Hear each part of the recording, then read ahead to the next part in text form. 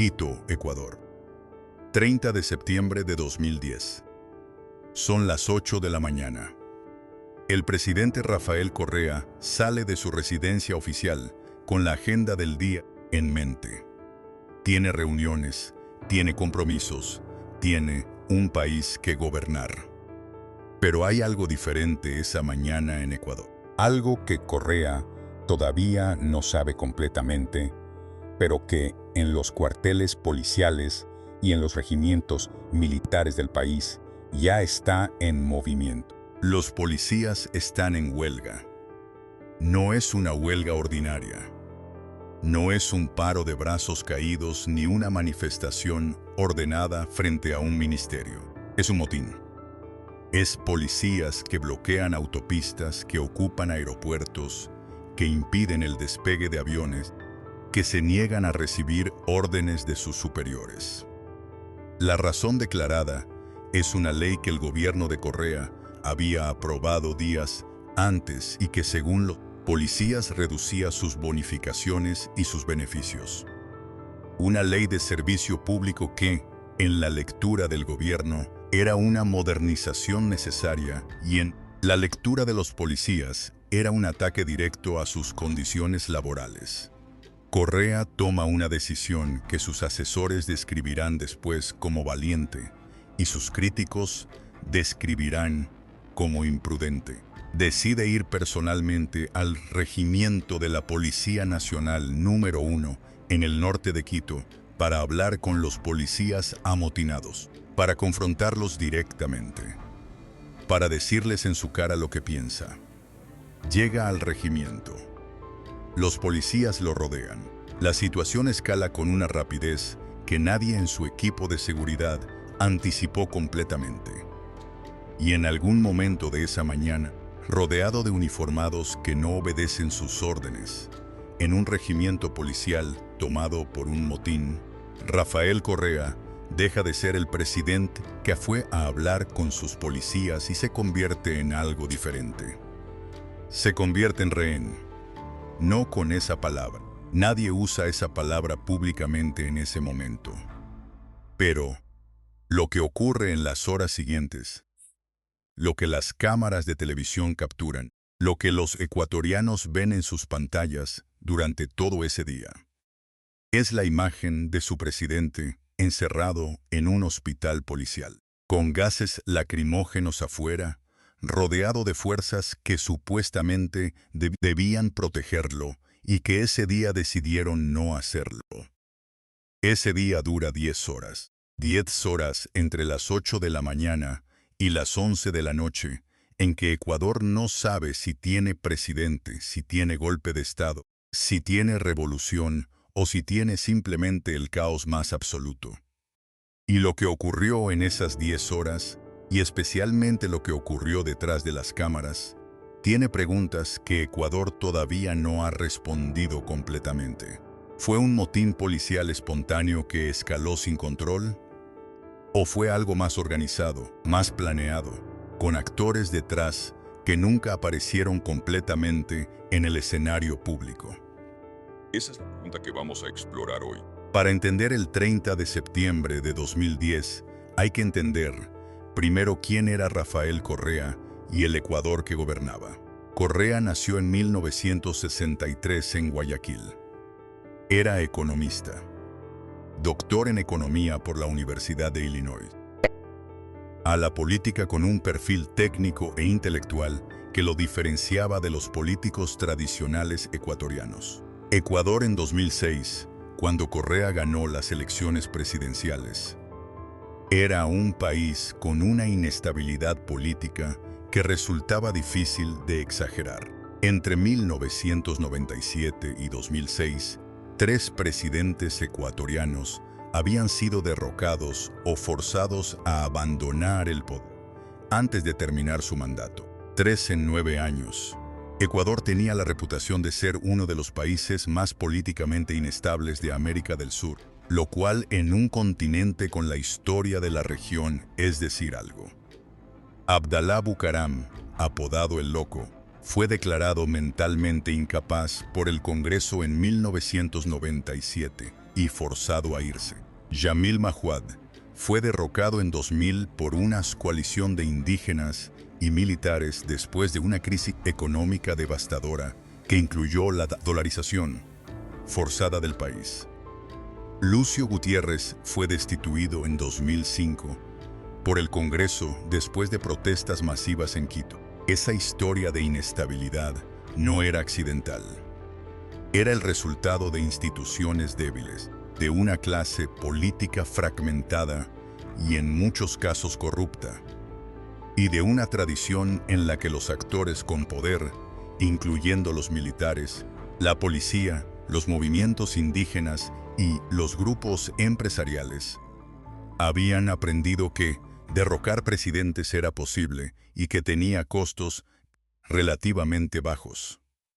En ese contexto, Correa llegó con una agenda que prometía romper ese ciclo. Convocó una asamblea constituyente que redactó una nueva constitución en 2008, una constitución que fue aprobada en referéndum y que contenía elementos que sus partidarios describían como los más progresistas de América Latina, incluyendo el reconocimiento de los derechos de la naturaleza, el acceso universal a la salud y la educación, mecanismos de participación ciudadana que intentaban distribuir el poder más allá de las élites tradicionales. Correa también renegoció contratos con empresas petroleras extranjeras, declaró ilegítima parte de la deuda externa ecuatoriana y fortaleció la presencia del Estado en la economía.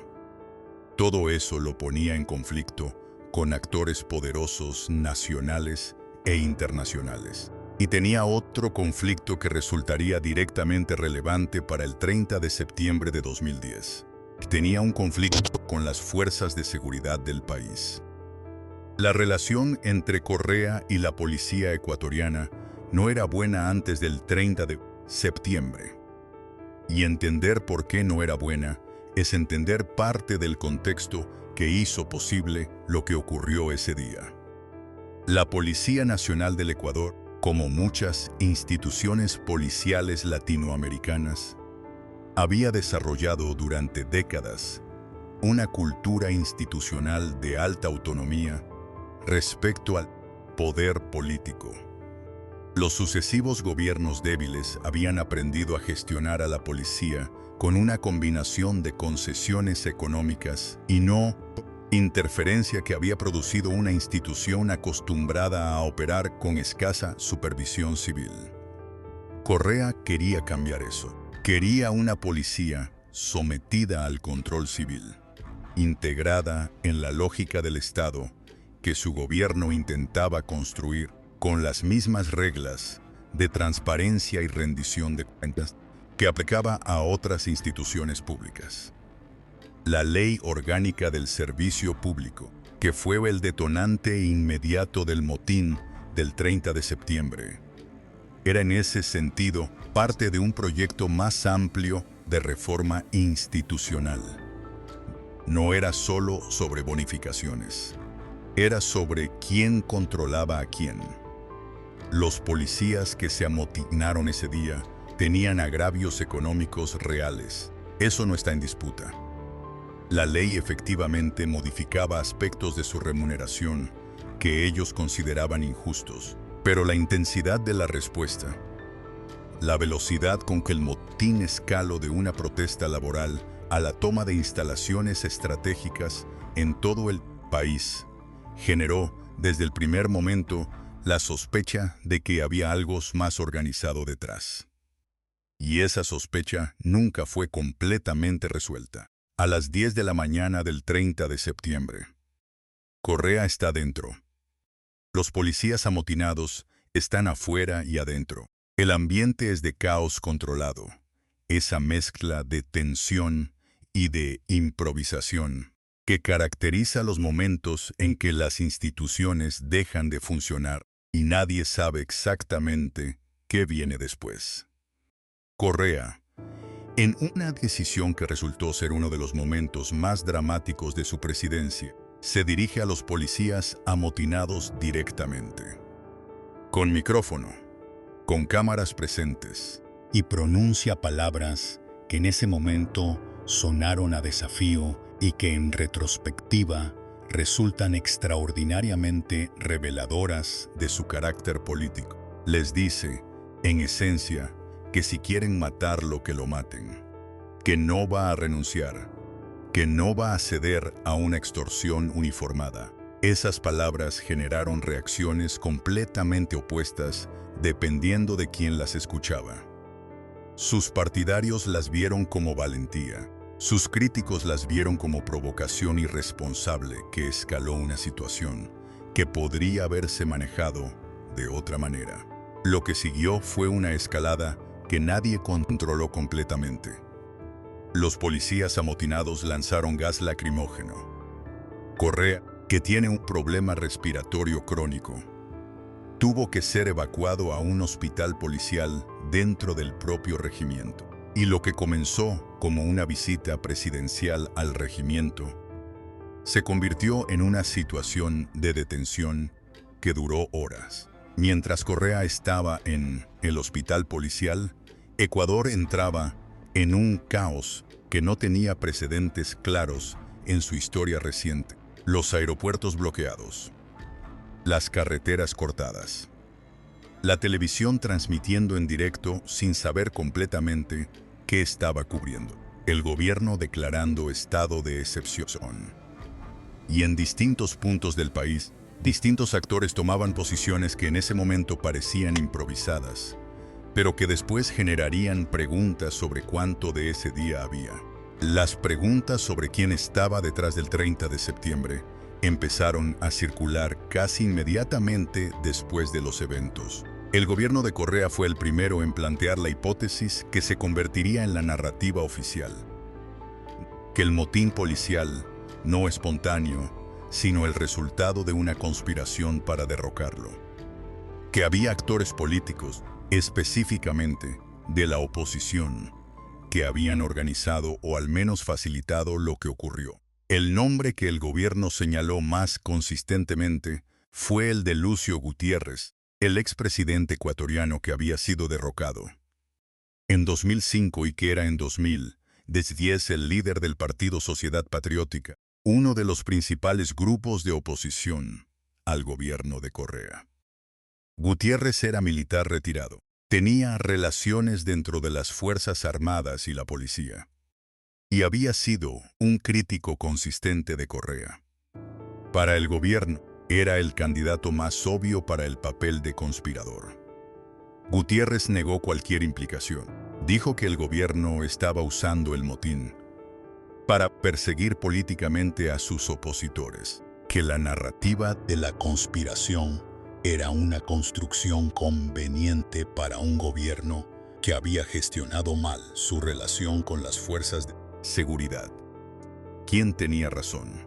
La respuesta honesta, 4 años y muchas investigaciones después, es que la verdad completa sobre ese punto específico nunca fue establecida de manera que satisficiera a observadores independientes de ambos lados. Las investigaciones judiciales que siguieron procesaron a decenas de policías por el motín, pero la cadena de responsabilidades que llegara a actores políticos de alto nivel, la conexión entre el motín policial y una conspiración organizada con nombre y apellido, nunca fue probada de manera conclusiva ante un tribunal. Y aquí está algo que resulta importante señalar.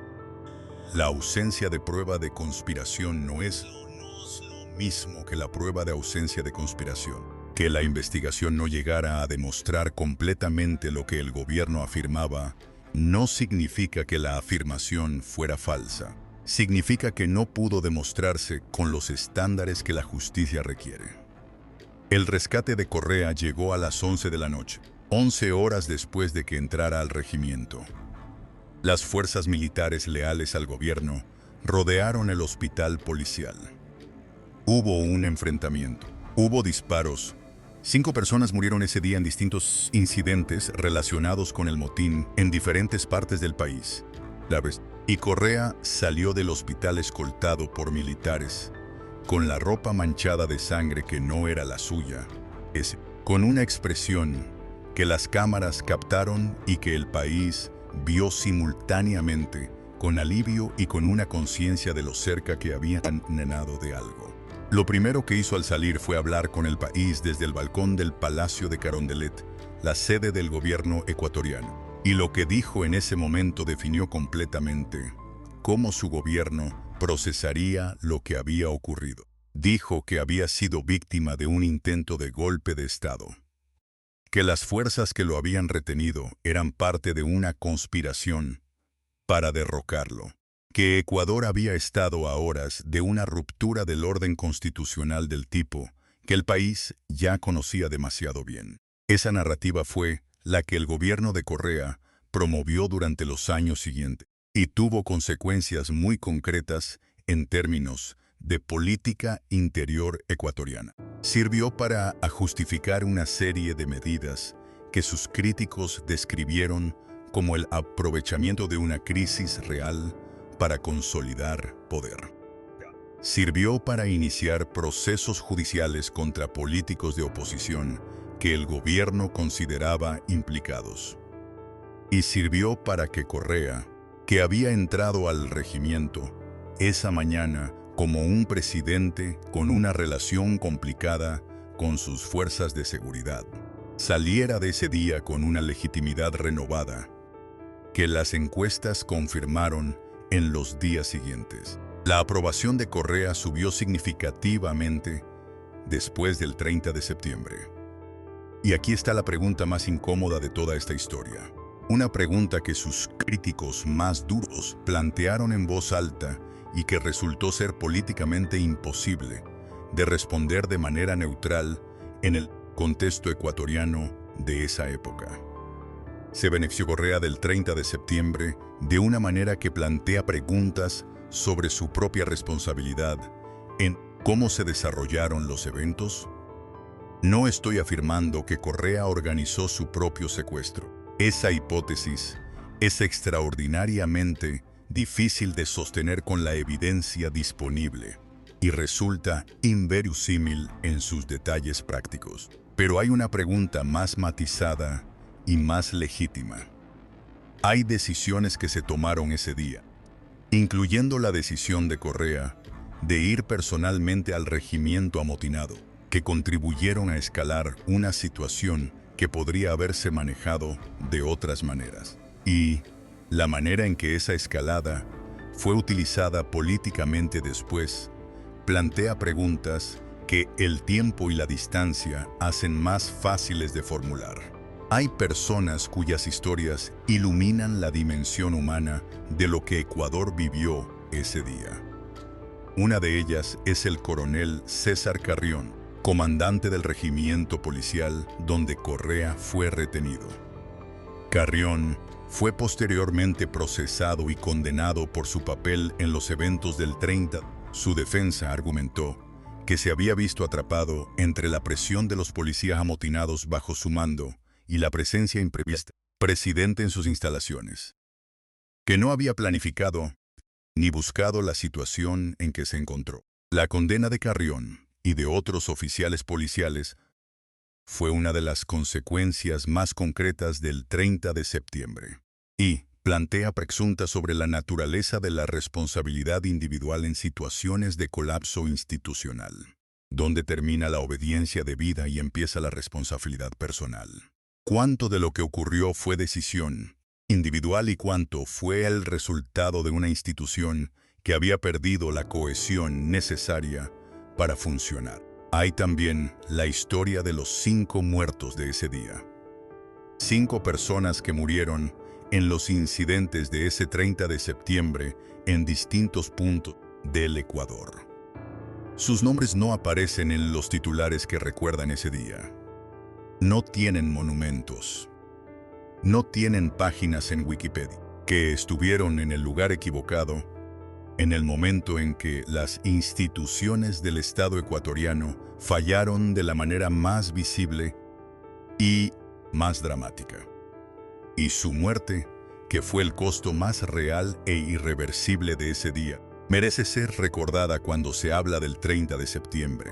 No, como un episodio político, sino como un día en que personas reales murieron por razones que los investigadores todavía debaten. Hay también la perspectiva internacional. La respuesta de los gobiernos latinoamericanos al 30 de septiembre fue casi unánime en su condena del motín y en su apoyo a Correa. Hugo Chávez fue el más vocal.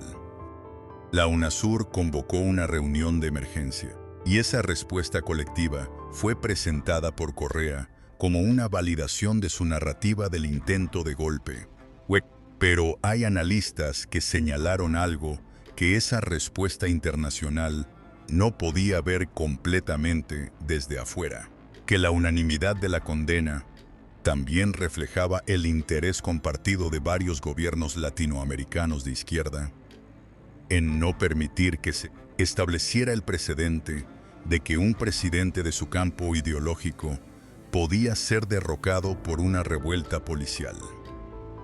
Que el apoyo a Correa era genuino en su dimensión democrática, pero también estratégico en su dimensión política. ¿Qué sabemos sobre?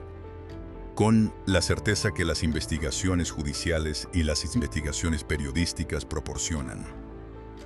Sabemos que hubo un motín político real con causas reales relacionadas con la ley de servicio público. Eso está documentado. Sabemos que el presidente Correa fue retenido en el hospital policial durante aproximadamente 10 horas en condiciones que el gobierno, los organismos internacionales y prácticamente toda la comunidad democrática describieron como constitutivas de una retención ilegítima de un presidente electo.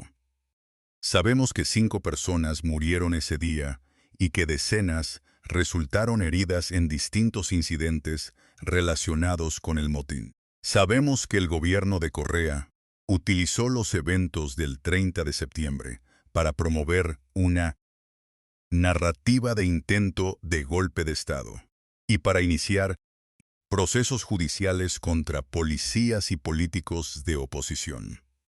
Lo que no sabemos con la certeza que el nivel de evidencia disponible requeriría para afirmarlo de manera definitiva es si hubo una conspiración organizada para derrocar a Correa detrás del motín policial.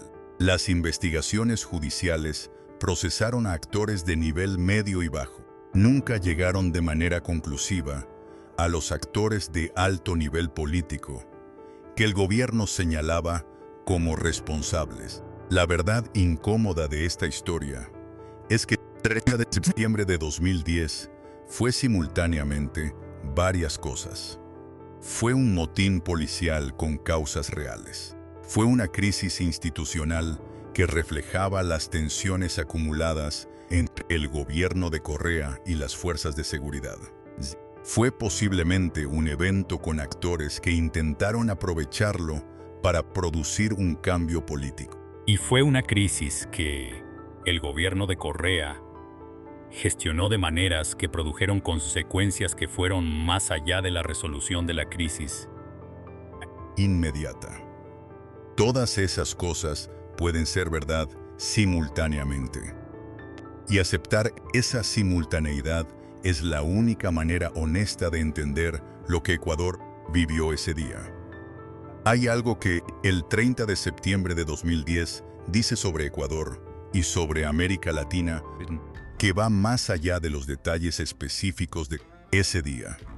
Ecuador había tenido 3 presidentes derrocados en los 9 años anteriores. Cada uno de esos derrocamientos había tenido sus propias justificaciones, sus propios actores, sus propias narrativas.